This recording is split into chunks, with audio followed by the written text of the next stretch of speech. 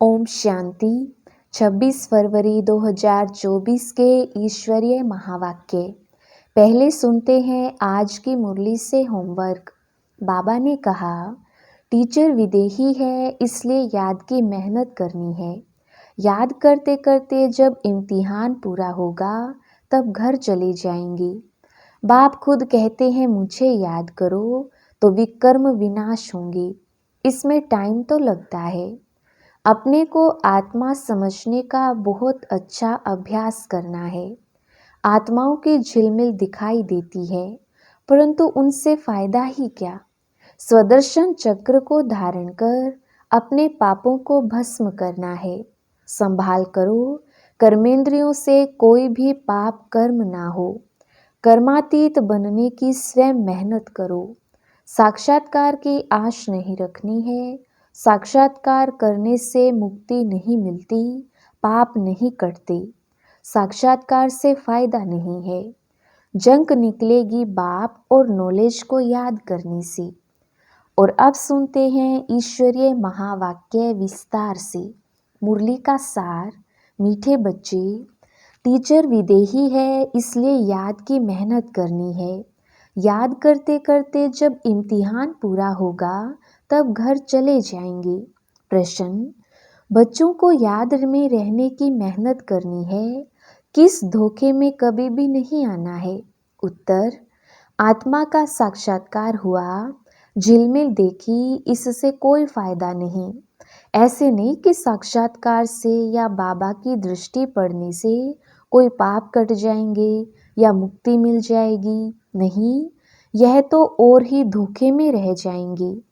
याद की मेहनत करो, मेहनत से ही कर्मातीत अवस्था होगी। ऐसे नहीं बाबा दृष्टि देंगे तो तुम पावन बन जाएंगे। मेहनत करनी है। ओम शांति। रूहानी बाप बैठ रूहानी बच्चों को समझाते हैं, पढ़ाते हैं, योग सिखलाते हैं। योग कोई बड़ी बात नहीं है। जैसे बच्चे पढ़ते हैं तो योग जरूर टीचर से रहता है कि हमको फलाना टीचर पढ़ाते हैं आप समान बनाने के लिए। एम ऑब्जेक्ट तो रहती है। समझते हैं कि फलाना दर्जा पढ़ रहे हैं, उसमें टीचर को कहना नहीं है कि मेरे से योग लगाओ। ऑटोमेटिकली पढ़ाने वाले के साथ योग रहता है। सारा दिन तो नहीं पढ़ाते, वह जन्म जन्मांतर तो पढ़ते आए हैं, प्रैक्टिस हो जाती है। यहाँ तो तुम्हारी बिल्कुल नई प्रैक्टिस है। यह देहधारी टीचर नहीं है, यह है विदेही टीचर जो हर 5000 वर्ष के बाद तुमको मिलता है। खुद कहते हैं, मैं तुम्हारा देहधारी टीचर नहीं हूँ, इसलिए ये याद ठहरती नहीं है। अपने को आत्मा समझना पड़े कि हमको परमपिता परमात्मा टीचर पढ़ा रही हैं। टीचर को याद जरूर करना है जब तक इम्तिहान पास हो। याद करते करते इम्तिहान पास हो जाएगा, फिर चले जाएंगे घर। इम्तिहान पूरा होते ही ड्रामा फिनिश हो जाता है। फिर तुम बच्चों को मालूम है कि हमारी आत्मा में पार्ट भरा हुआ है 84 जन्मों का, जो हमको बजाना है। यह भी अभी मालूम है। पीछे वहाँ यह याद नहीं रहेगा। यहाँ तुमको सारी नॉलेज मिलती है। टीचर ही बैठ सारी नॉलेज बच्चों को समझाती हैं, जो समझते रहना है और याद में भी जरूर रहना है। घड़ी घड़ी बाप कहते हैं, मन मना भव। मन मना भव का अर्थ भी है। बच्चे समझते हैं अक्षर राइट है।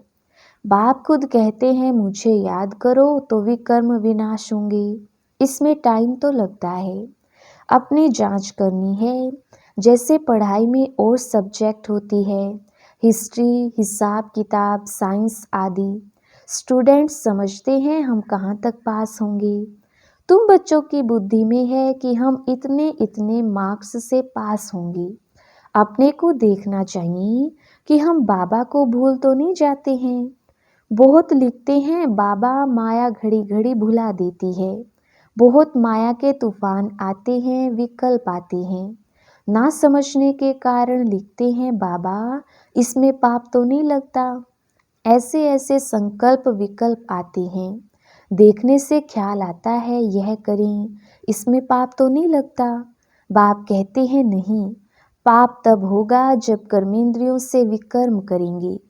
बाबा बार बार समझाते रहते हैं, बच्चों को ज्ञान तो है, यह भी जानते हैं कि विष्णु और श्री कृष्ण को स्वदर्शन चक्र क्यों दिखाया है।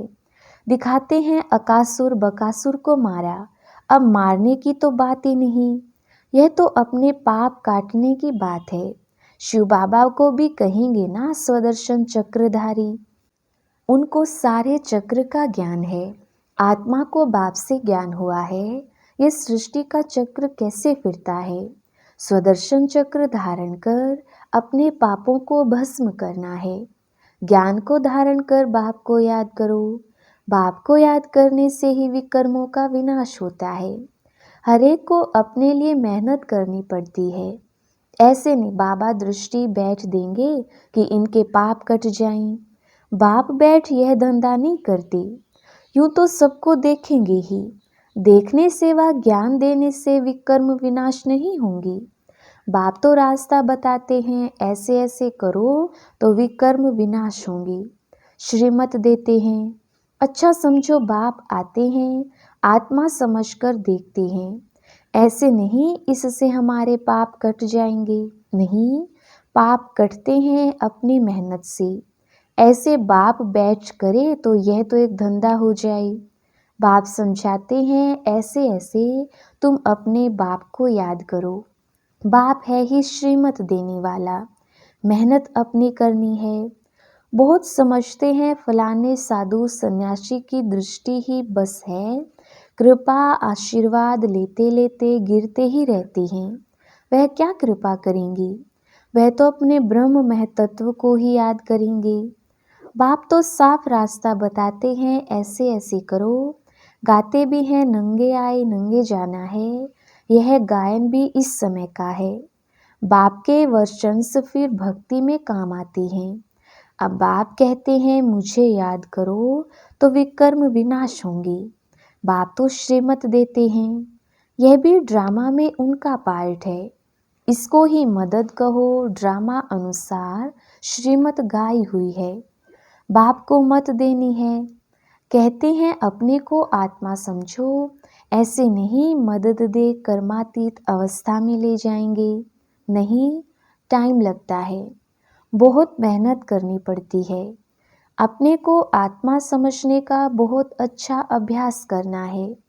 वास्तव में माताओं को टाइम बहुत मिलता है, पुरुषों को धंधे का फूरना रहता है। तुम बच्चों को बाप को याद करते करते लॉटरी लेनी है ताकि सारी जंक निकल जाए।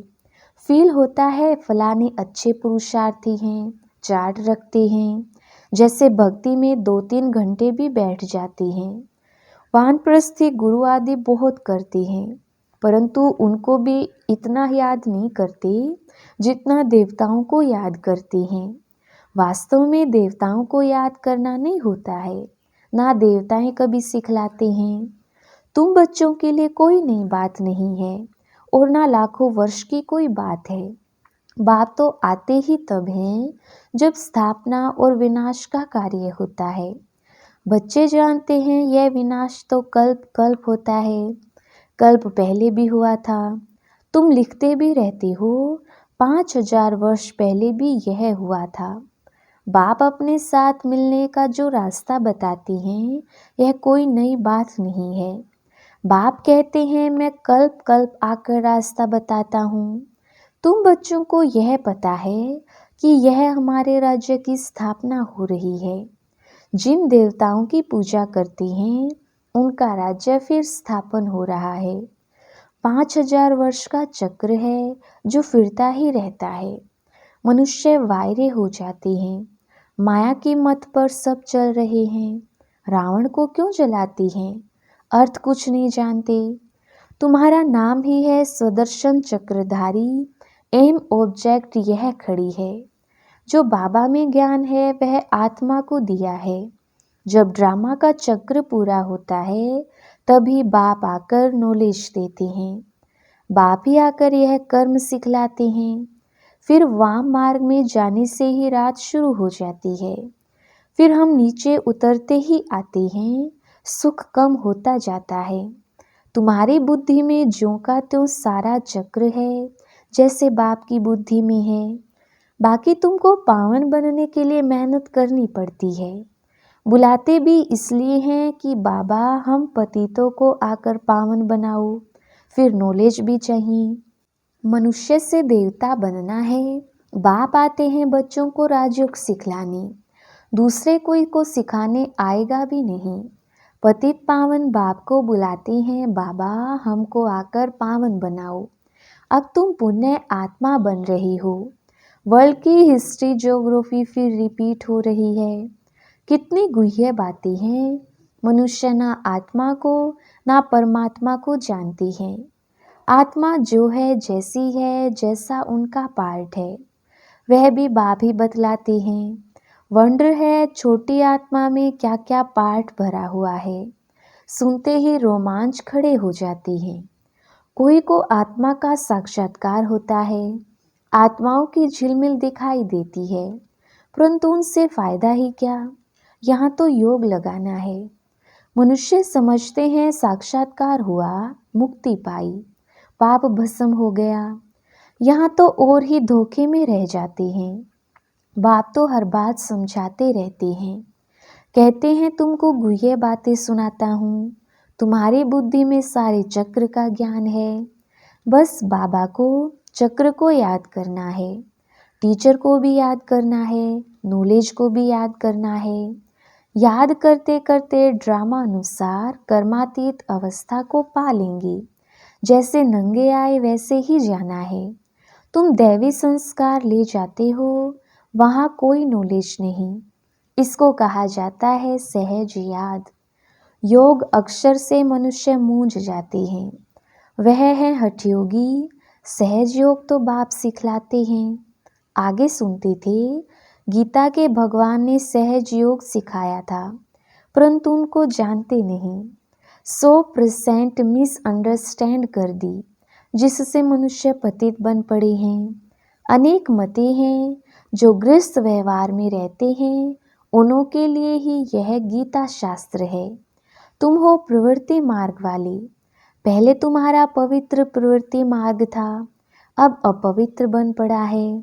अब फिर पवित्र बनना है।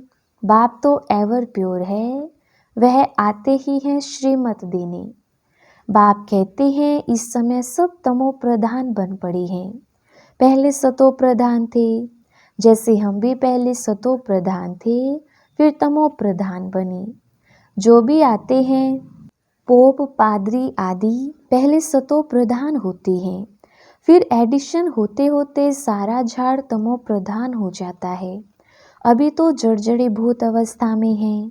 तुम बच्चे समझते हो हम ही सतो प्रधान थे, फिर नंबरवार तमो प्रधान बनते हैं, फिर सतो प्रधान बनना है, नंबरवार ही बनते जाएंगे ड्रामा अनुसार। डिटेल तो बहुत है। जैसे बीज है, उनको पता है कैसे झाड़ निकलता है। इस मनुष्य सृष्टि झाड़ का राज बाप ही बताते हैं। बागवान भी वही है। जानते हैं हमारा बाग कैसा अच्छा था। बाप को तो नॉलेज है ना। कितनी फर्स्ट क्लास खुदाई बगीचा था, अभी तो शैतानी बगीचा है। शैतान कहा जाता है रावण राज्य को, जहाँ तहाँ मारामारी लगी हुई है। अभी बाकी जो एटॉमिक बॉम्ब्स जो रहे हुए हैं, वह भी तैयार कर बैठे हैं। सब समझते हैं यह कोई रखने वाली चीज़ नहीं है, इनसे विनाश होना है ज़रूर।